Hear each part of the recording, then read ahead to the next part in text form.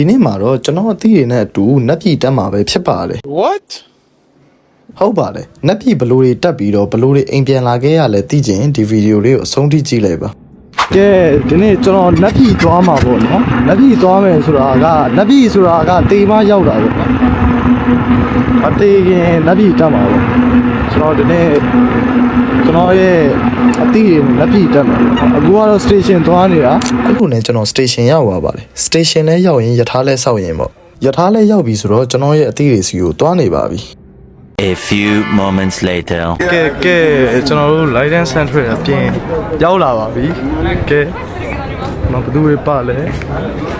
ကိုကြော်နိုင်ဖြစ်ပါတယ်မပါအနေနဲ့ပါအရှိမမင်းသားတယောက်ရှိပါတယ်မင်းသားလုံးဝဇက်ကန်တယ်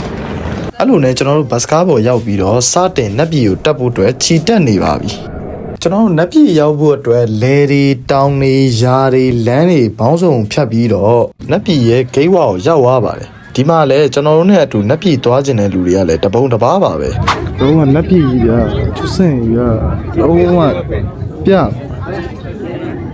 ဒီလေတော့လာလေကျူလစ်ပန်းလေအိုးတိတ်ဘာမှမပြောချင်တော့ကွာသိလားဒီကိစ္စတွေကပြောလိုက်ရအရှိကြီးဖြစ်သွားသိလား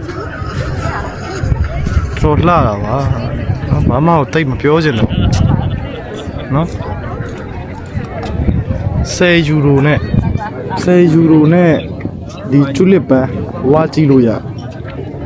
ကဲကျွန်တော်မပြောတော့မိန်းကလေးတွေတောင်ဒီနေရာကိုကြိုက်မယ်လို့ကျွန်တော်တို့ယောက်ျားလေးတွေတောင်မှဒူးထောက်ချင်စရာကောင်းလောက်အောင်လှပလွန်းနေတဲ့နေရာလေးတစ်ခုပါအယောင်သွေးစုံနေတဲ့ကျူလစ်တွေကိုပုံစံမျိုးစုံဖြစ်တွေ့မြင်ရမှာပဲဖြစ်ပါတယ်ဒက်ရှ်နိုင်ငံသားတွေရဲ့ထမင်းအိုးလို့ပြောရင်လည်းမမှားပါဘူးအလဲမှာလူတစ်ယောက်လမ်းလျှောက်လို့ရအောင်လှုပ်ပေးထားတဲ့အတွက်ကြောင့်မိန်းကလေးရောယောက်ျားလေးရောနှစ်ယောက်စလုံးအတွက်ပုံစားစီမယ်နေရာတစ်ခုပါဒီလိုမျိုးနေရာတွေလာမယ်ဆိုရင်ကင်မရာကောင်းကောင်းတစ်လုံးရယ်ဖုန်းစတိုရေးလုံလောက်ရှိဖို့တော့လိုအပ်ပါတယ်ဗျာဒီဘက်မှာအကုန်အပုတွေကြီးပဲကွာဒီလားဒီဘက်နေလုံးဝအကုန်အပုတွေကြီးပဲ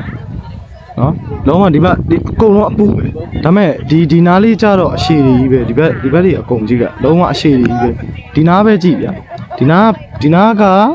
အပုဒီနားအရှည်အဲ့လိုမျိုးလေးတွေပေါ့နော်ဒီမှာကအဖြူရဲ့အနီရဲ့ဒီကောင်တွေကမပွင့်သေးဘူးကွာအဖူးလေးတွေဟေးဖူးလေးတွေဒါတွေအကုန်လုံးကအဖူးတွေကြီးပဲဗျာသိလား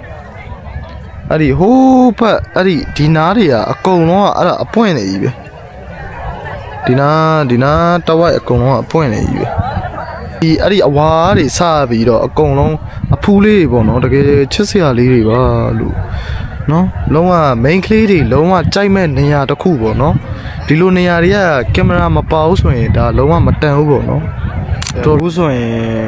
6နာရီခွဲပေါ့နော်6နာရီခွဲဆိုတော့9နာရီဆိုရင်ပိတ်ပါမယ်ဆိုတော့နေကိုလည်းကြည့်ပါပြပါမယ်